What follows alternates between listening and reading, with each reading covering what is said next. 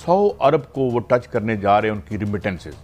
100 अरब is more than third of our economy. हमारा तीसरा हिस्सा जो इकोनॉमी का है उससे ज़्यादा उनकी रिमिटेंसेस आ रही हैं। हम एक ही जगह पे रहते हैं, ये इतने नलायक हमारे रूलर्स क्यों रहे? वो इंडिया के लिए $100 बिलियन 2022 में भेजा है, जो कि वर्ल्ड रिकॉर्ड बन चुका है। इससे पहले दुनिया की किसी भी कंट्री में इतनी बड़ी तादाद में रकम ओवरसीज की तरफ से नहीं भेजी गई। वर्ल्ड बैंक कह रहा है 100 अरब। देखिए काजी साहब, वो तो है बदकिस्मती है ये। अच्छा, Pakistan remittances drop as illegal flows rise. अगर मैं इंडिया के बारे में बताऊं तो आप हैरान होंगे गाइस। जो पैसा बाहर से आता है ना, वो अंदर की वजह से आता है।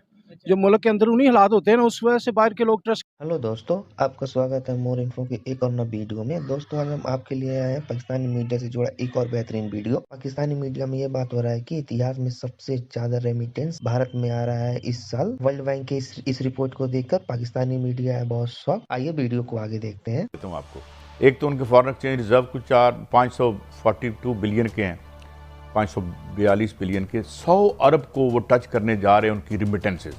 100 अरब is more than third of our economy. हमारा तीसरा हिस्सा जो इकोनॉमी का है उससे ज़्यादा उनकी रिमिटेंसेस आ रही हैं।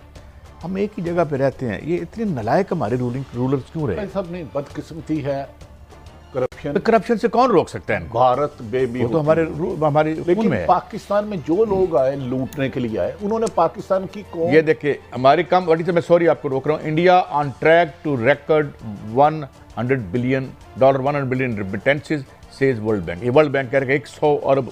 देखिए काजी साहब, वो तो है बदकिस्मती है ये। अच्छा, Pakistan remittances drop as illegal flows rise. उसकी वजह ये इसका तमगा किसको दें हम? इसका तमगा तो सबको पता है, क्योंकि इमरान के दौर में तो हमारी रिमिटेंसेस बढ़ गई थी। देखें और हमने बॉन्ड भी फ्लोट किया था पाकिस्तानी पे। गो के इतना नहीं हुआ, लेकिन थोड़ा सा आपने तसाब तो शुरू किया। लेकिन बदकिस्मती है ये, कौम मेहनती है। खुदा ना खास्ता हर अदारे में करप्शन होती है और हर अदारे में राज्य के ईमानदार हैं कि मासूल हैं, लेकिन इस माफिया आगे नहीं आने दे रहा। हर जगह अच्छे लोग हैं लेकिन करप्ट लोग ढूंढ के लगाते हैं, क्योंकि इन्होंने कमीशन खानी है। मुझे एक मुल्क की अहम तरीन शख्सियत ने कहा फलां आदमी ने ना अरबों रुपए कमीशन मांगी, बाद में उसी को आपने हुक्मरान बना दिया। अब मैं पूरे शहर ने तो दस्ताने पहने हैं, कहाँ तलाश करूं? कल मुझे बुला के कहते हो ये सब चोर हैं, डाकू हैं, फराडी हैं, इन्होंने मुल्क को लूटा है।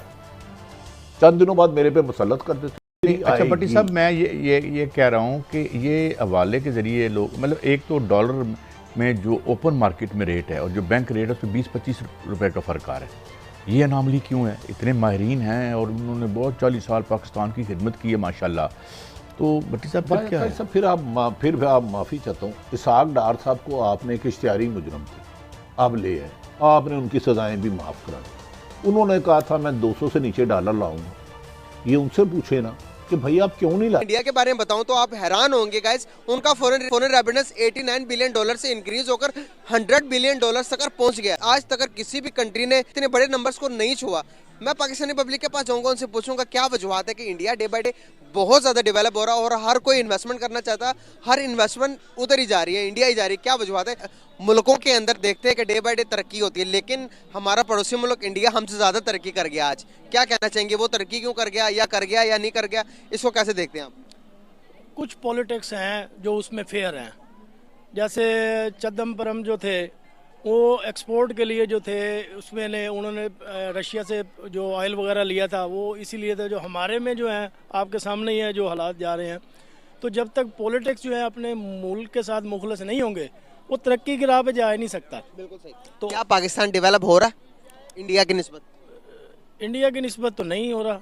क्यों? इंडिया क्यों तरक्की कर रहा था? वो इसलिए मैंने बताया ना कि पहले उसमें कुछ ऐसे लोग हैं जो मुखलिस हैं मुल्क के साथ। तो डेवलपमेंट होती है जब तक आप लोगों को जब मुल्क के साथ मुखलिसपन बहुत ज़रूरी होता है। तो वो नहीं होगा तो आप लोग तरक्की की क्या, मुल्क को चलाना भी बड़ा मुश्किल हो जाता है। बिल्कुल सही। अगर मैं बात करूं फॉरेन रेमिटेंस के बारे में, आपको पता होगा कि जो कि पाकिस्तानी बाहर के मुल्क काम करते हैं, काम करके इनकम जो पाकिस्तान के अंदर बेचते हैं उसको बोलते हैं फॉरेन रेमिटेंस। फॉरेन रेमिटेंस की अगर मैं बात करूं तो पाकिस्तान के इस टाइम लास्ट ईयर की $31 बिलियन था, लेकिन कम होकर अभी $29 बिलियन हुए। अगर मैं बात करूं पड़ोसी मुल्क की तो वहां पर जो लास्ट ईयर था वो $89 बिलियन से अभी 100 बिलियन के खाकार को टच कर लिया, 100 बिलियन के आंकड़े को टच कर लिया। क्या कहना चाहेंगे आप कि वो डे बाय डे इतना डेवलप होता जा रहा है? वो डे बाय डे इतनी उनकी तरक्की होती जा रही है, लेकिन हमारी पेमेंट आने के दूसरे तरीके हैं, हुंडी के जरिए इस्तेमाल करते हैं, लेकिन वो अपने मुल्क के साथ लॉयल है, वो डायरेक्ट बैंक के थ्रू पैसे भेजते हैं अपने मुल्क के अंदर, अब ताकि गवर्नमेंट को फायदा हो। हमारे डायरेक्ट पैसे क्यों नहीं आते? देखना जो कल्चर उधर है वो पाकिस्तान में भी वही सेम कल्चर है। मैंने इंडिया जब विजिट किया ना, वो गए थे इंडिया, मैं 5-7 साल पहले की बात है, तो वहाँ पर मैंने देखा कि मैंने सर में एक दर्द हुई ना, तो मैंने एक बंदे से ना डिस्प्रिन की गोली मांगी, तो मैंने कहा भाई ये ओरिजिनल वाली है, उन्होंने कहा भाई ये पाकिस्तान नहीं है, तो मेरे लिए इतना ही काफ़ी था।